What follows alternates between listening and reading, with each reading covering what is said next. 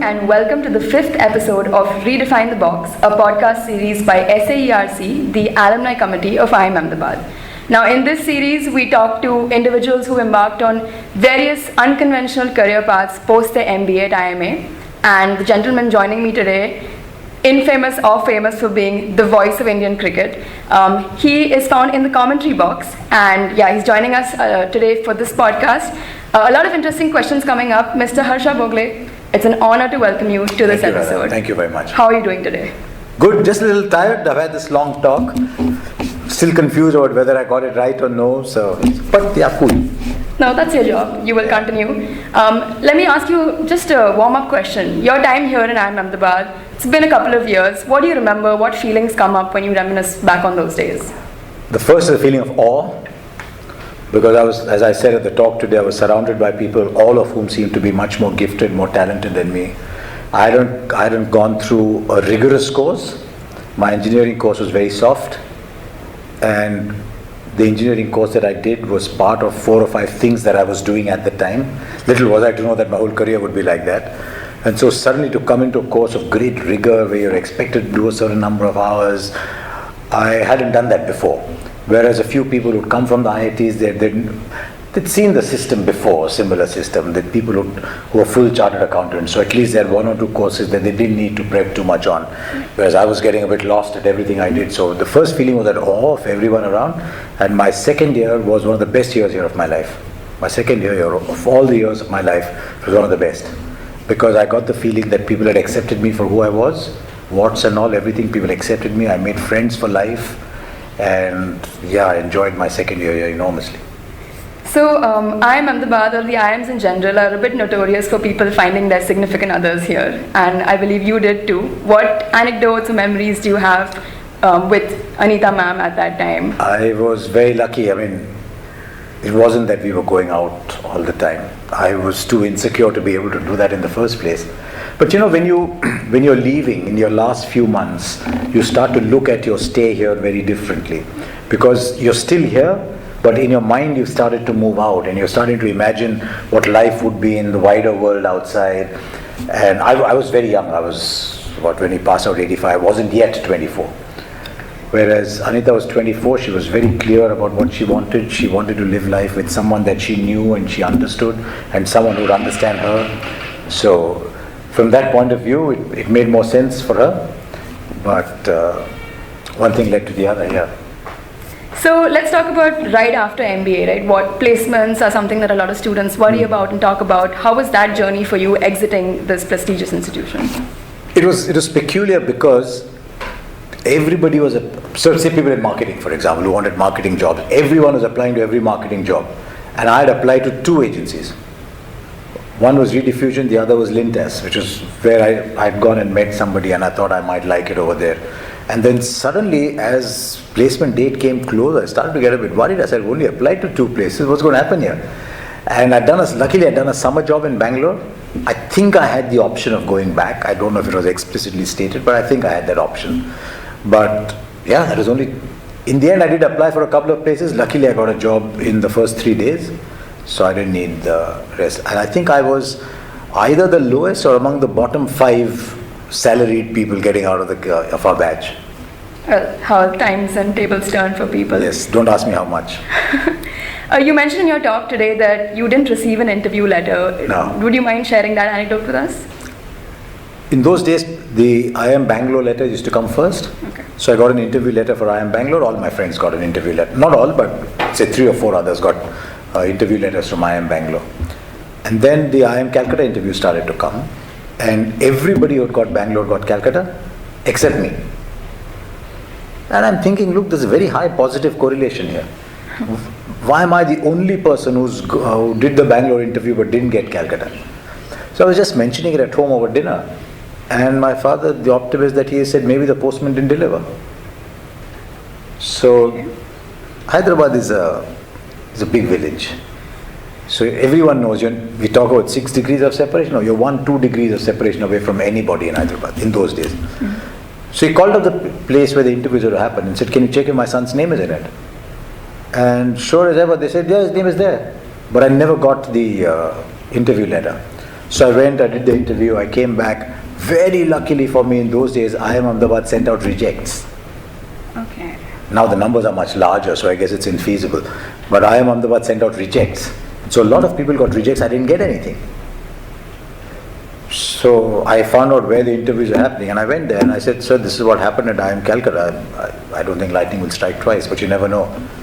So Professor N.R. Sheth was at the other end of the phone, and he said that he'd opened the envelopes at night in the company of all the other professors. They're all sealed, and the interviews were to start the next day. Mm-hmm. So he opened it, and he was good enough to call me back at home. He took my number, he called me back at home and said, yes, your interview is scheduled for day after or for tomorrow, whatever. But he said, I think you have an exam that day, you told me, so I've rescheduled your interview to another day. Wow. And that is how I could go and give my interview. Otherwise, I just assumed that I didn't get the interview call later. And interviews at IIMA also are known to ask anything under the sun. Do you have any memory of what you were tested with? I remember it very well because I couldn't answer anything at all. Mm-hmm. We had Professor Jayakumar, who was from the management accounting, one of the greats of this institute. There's another professor whose name I can't recall, but he was from production, and he kept asking me, because I'd done chemical engineering, he kept asking me about reaction engineering. He said there's a reaction vessel, there's reactants coming in from one tap here and another tap here, there's a chemical reaction happening here, and the product is going out. Is it an endothermic reaction? Is it an exothermic reaction? Write a heat balance equation for this. Kidhar, yeah. So then he asked me, he said, what do you know about Fourier transforms? He asked me all kinds of stuff. I said, I only know Fourier's first law of conduction. So I came out under no pressure at all because I knew I had no chance. Mm-hmm. Luckily, Professor N.R. Sheth then looked at that at my CV and said, I'd done commentary on Ranji Trophy cricket by then. Okay. And I'd played for my university. So he said, okay, let's see how much you know about cricket. And I breathed such a sigh of relief. He probably heard it for many months afterwards. So I think I got in, not because of how I did my interview, but maybe my CV was interesting. Because even though I came from a very, very soft engineering course, I still had a rank in my engineering course. I played senior division cricket. I got picked for my university side. I was an RJ. I'd done an advanced diploma in French. So I'd done a lot of things around. So maybe that is what appealed to them. So talking about your relationship with cricket, it goes a long way back, as you mentioned, you've played also. What is it about that sport that drove you towards it in the first place? I don't know. I think my mother tells me I was 4 years old when I started talking to her about the players that I liked. And I remember reading a magazine when I was 6 and seeing the photographs. So maybe it was just a natural feeling. My father loved cricket too. So we would chat from time to time. We'd all get together, see who was picked, who was not picked. So it was there all along. I just had a very natural affinity towards watching, and in those days not watching but listening. Right. On that note, you've done a lot of radio work and a lot of TV work as well. Yes. What are the differences between the two mediums? Oh, radio is a powerful medium. Radio is the king. Because the pictures that you tell, the pictures that you create through your words are the listener's only source of what is happening. So you're creating the environment, the atmosphere for the listener, and you're the king. And I found it very amusing in my early years when I saw established names in my city. I was saying, look, but something else is happening. You're telling me something, but I can see something else is happening. But if that's what the commentator said, did it really happen? So you only believe what he told you, right? But something else was actually happening a few times. So I learned very quickly. One of my earliest broadcasts, my third or fourth game, there was a makeshift structure. There's a crowd below watching a Ranji Trophy game, and if you made a mistake, they'd abuse you from below. So it was actually very, very good experience for me on not to get it wrong. But on radio, it's very difficult to get it wrong.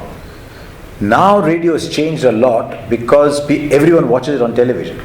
So I used to yearn for the days when I was doing radio and the game was on television, so that people could see whether I was accurate or no, right, and could find out who was not accurate about it.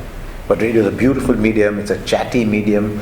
So many years later, when we were starting to do the video product on CricBuzz, we said we do it exactly the way radio does it, because there are no photographs, there's no footage, there's nothing. We'll just sit in.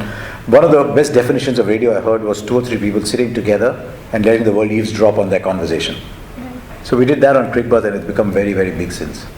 So when we look at top level commentary or broadcasting, we see a lot of cricketers or ex-cricketers rather. How is it to be a non-professional cricketer to make it up to that setup? Is it difficult for non-professional cricketers to reach there? It was very difficult at one point. Luckily I got in before they came in. So I was around before the Cricketers Brigade came in, so that helped a lot. I think if you know your role very clearly and you do not get into areas where your credibility can be questioned, then you're doing fine. Many times I use the analogy of the river flowing between the banks. And if you know what your banks are, the river flows smoothly, otherwise it overflows and creates chaos. So in course of time you understand what your banks are, and that is where you build your credibility, and you don't go where people say, "Ye kaun hai, kya bol raha hai?" So that is the way I have lived all my time. It worries me that more people like me are not getting a chance in commentary. One or two are now starting to get a little bit, because if you're only an anchor and you're not actually calling the game, then you're not into the game. And if you're not into the game, then that affects the way you anchor a telecast. You should have a view on what happened as well, and then try and get it out of people, but you should have been in the game yourself too. That is changing a little bit just now, which is a bit worrisome. So talking about commentating on the game, how do you keep your biases aside, especially when commenting on your country and your countrymen? Because far more important than your likes and dislikes is your responsibility to the profession. It's your responsibility to the people who have employed you to tell a story. So you have to be very, very professional. Your heart inside might be telling you a different story, but you cannot be biased because, as I've often said, everybody is watching the same telecast. If I keep going, "Yeah man, India, you play Kiwi, you can't do anything," that's not right. Because they're watching it too. So during the broadcast, you stay with the action, you stay with the ball, and you ensure that you're telling the story of both sides, whatever you're feeling inside. Once the last ball is over, you can feel free to.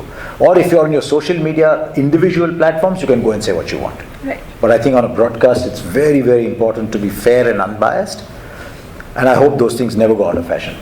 And in the storytelling, how do you nuance catering to the sport, the core of the sport, and catering to the fans listening to you and watching the sport simultaneously? It's very difficult in India because we are an advertising-driven broadcast. We are not a subscription-driven broadcast. So we never get the time to tell the story, which is primarily between overs.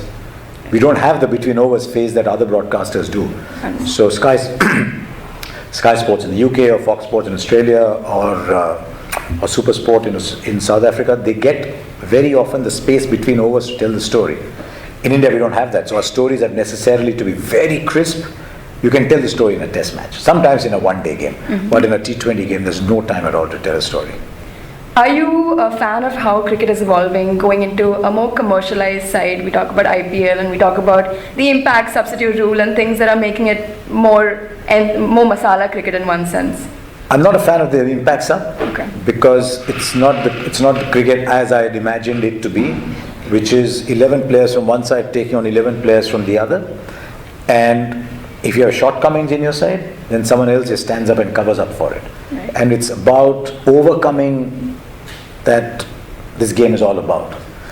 So the impact sub takes that away. It makes it easier for the average Joe watching the game. But I think it takes away something from the game. But I love T20 cricket. I love T20 cricket. I don't mind one-day cricket either. And I absolutely love Test match cricket.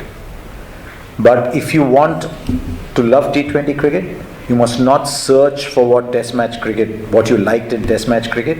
And for a younger generation, do not search in Test match cricket what you like in T20 cricket. Understand the fact that these are virtually two different sports that demand very different skills of you.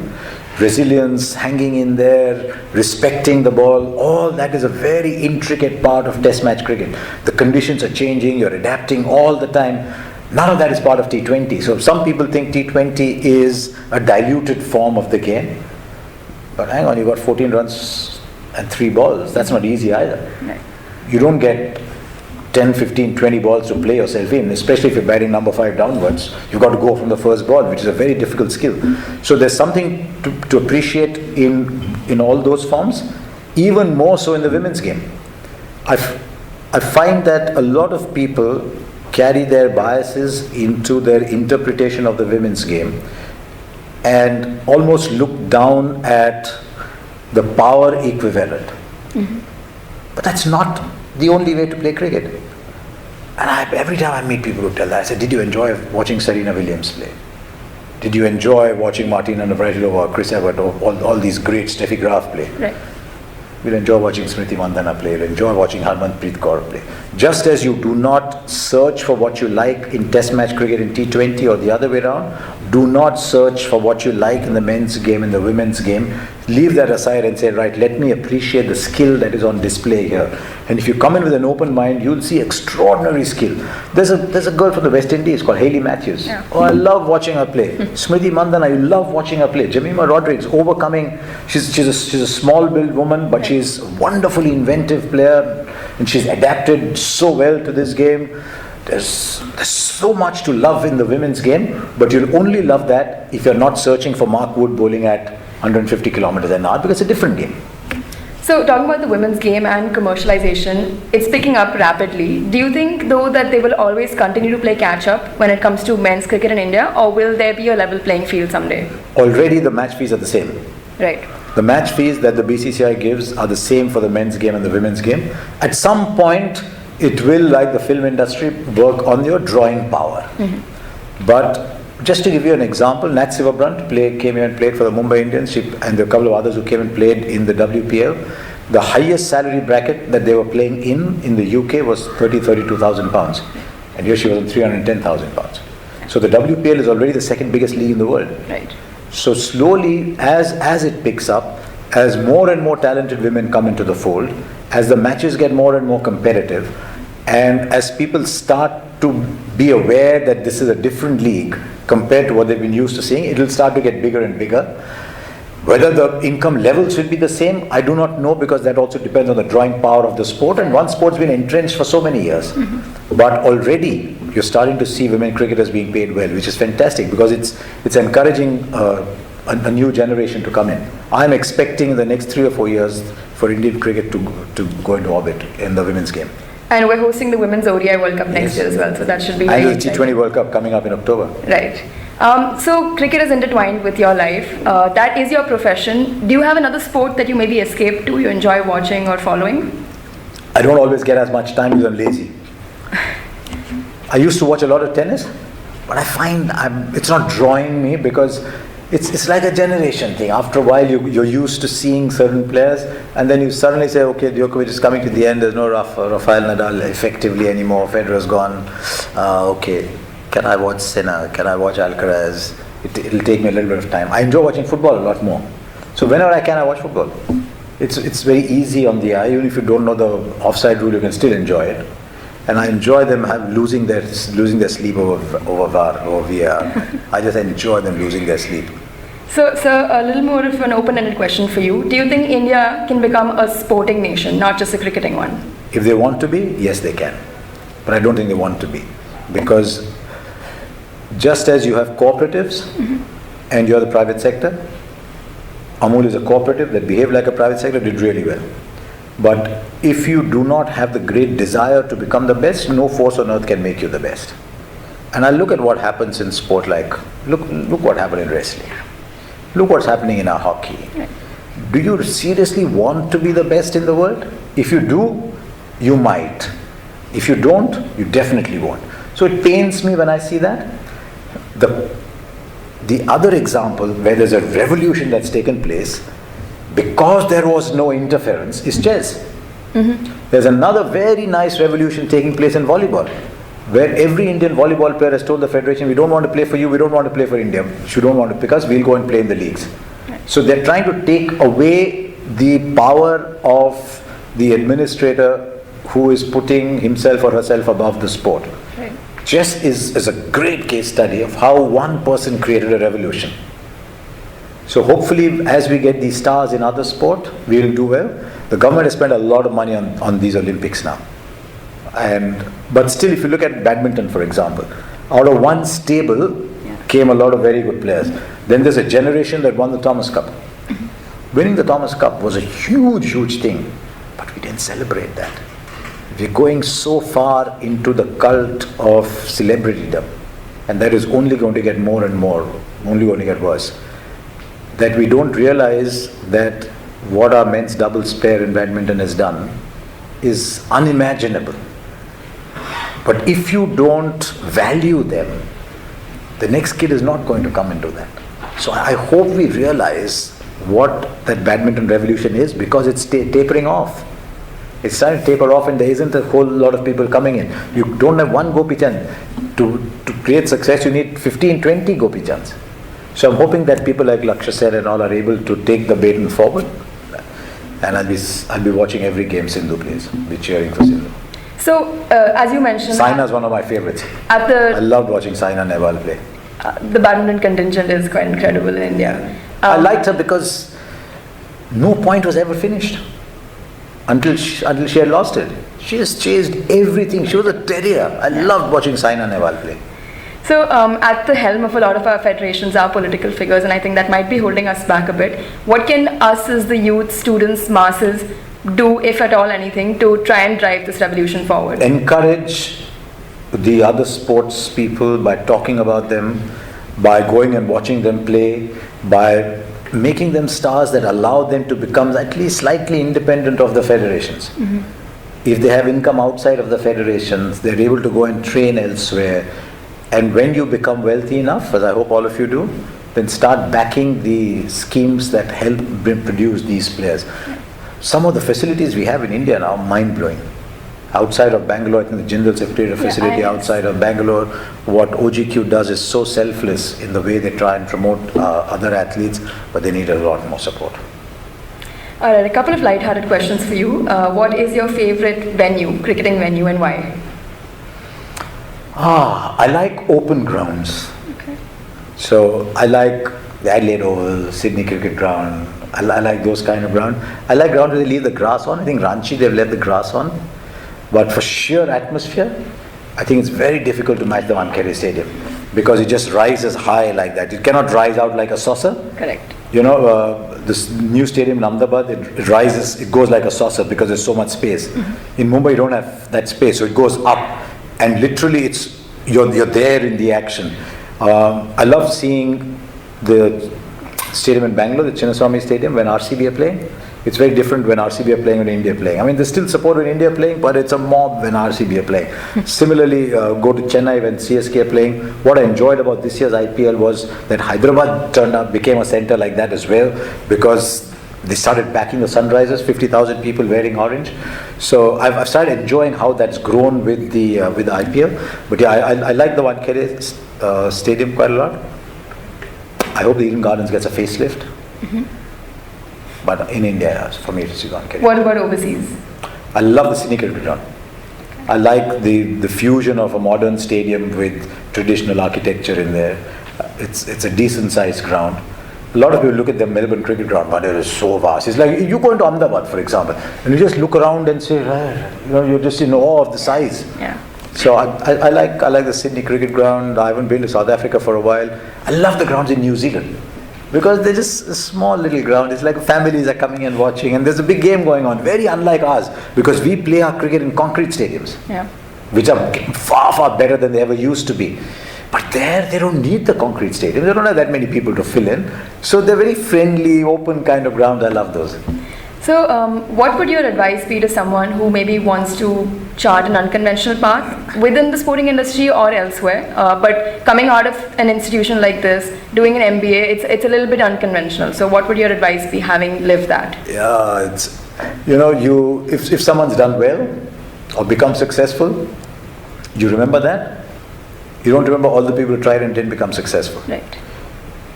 Now, if you're very ambitious, you'll say, but I can be successful too. But you're giving up what you have to enter into someone else's world. Your world is very difficult for other people to enter. So you're sitting on a treasure, you're giving up your treasure to go and search for something outside. And it would be unfair on my part to say don't do it. But be very, very certain about what you're going to do, because you're giving up far too much in quest of something that is a heart decision, not a head decision.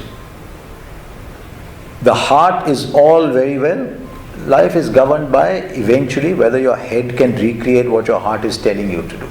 You can't just say, my heart is to make a movie, I'll make this great movie, man. No, movie making is very much a head decision, not a heart decision. So if you want to give up what you have for something else, then be absolutely certain that you're good enough at it first. Because if you're not good enough at it, there's no point doing it. And then you have no choice but to try and become the best at it. Because you're giving up far too much. There's no point going there and then not being the best at what you're doing. Those are some wise words. And finally, another set of wise words for the present IIMA students and maybe the future ones to come if they're watching this video. What should they make of their time here? These will be the 2 best years of your life. I hope that they are, and I hope that when you graduate from here, the next year is still the best year of your life, and the year after that is still the very best. But you must get into every year thinking this is your best. Make friendships. They will last you a lifetime. Our batch is so much fun, and we passed out in 1985, and here I am sitting here talking in 2024. So make friends because they last you a lifetime. Take your life here seriously too. Take your life here seriously, because what you learn here is giving you such a big head start. But have a very open mind about stress. How much stress do you want to take? You can't just sit back and be laid back and say, I don't like stress, and so I'll just chill. You can't do that either. Yeah. So find a happy phase, but if there's one thing you must stay away from, and that's an affliction that a lot of your generation have, and that is depression. And it is, at least we're starting to admit that it's real, that it's an illness and not a cop-out in life. Mm-hmm. And that is why I said make a lot of friends, because you will get low moments and you will get high moments. When you're low, you will need the company of people that are yours. You must have people that are yours. Yeah, I mean, be ambitious, but don't let it ruin your life. I think a lot about what a person becomes is the company they keep. So I think and it's also a question of your own work ethic. Do I want to give every moment the best that I can be? Mm-hmm. I mean, I should have said that in the talk today. If you're not good enough, it's not a crime. Nobody can be good enough at everything. If you're not good enough, that's fine. But if you don't try to become the best that you can become, then that is a crime. I mean, not everyone can be a Kohli, not everyone can be a Tendulkar, not everyone can be an Ashwin. But if you're made a certain way, can you be the best that you can be? And if you don't, and it's time to exit, you must exit thinking, you know what, I gave it my best. You can't come back and think, oh, yeah, and then mourn for the rest of your life. We live only once. You can't mourn all your life. It's a life wasted if you want to mourn. So give it your best, give every moment your best shot and take what you get, because results are not in your hand. Life is not unkind. Yeah? You keep giving it your best, someday your tide will turn. But work ethic, as I keep saying, work ethic and attitude trumps ability every day. Look at a place like this. Everyone loves talent. Can you come to IIM Ahmedabad and say, I'm more talented than you? Impossible. But if you're not talented, you would have come here in the first place. So talent has already ceased to be a differentiator now that you're here. Right. You can't say I'm talented, and all the other guys are sorry, maaf karna yaar, main thoda bahar gaya, that talent khatam ho gaya. Everybody's talented here. It is what you do with that talent. That is why I keep harping on and on about work ethic and attitude. That is what will determine. So one of the things we say in our corporate talks is your ability is here.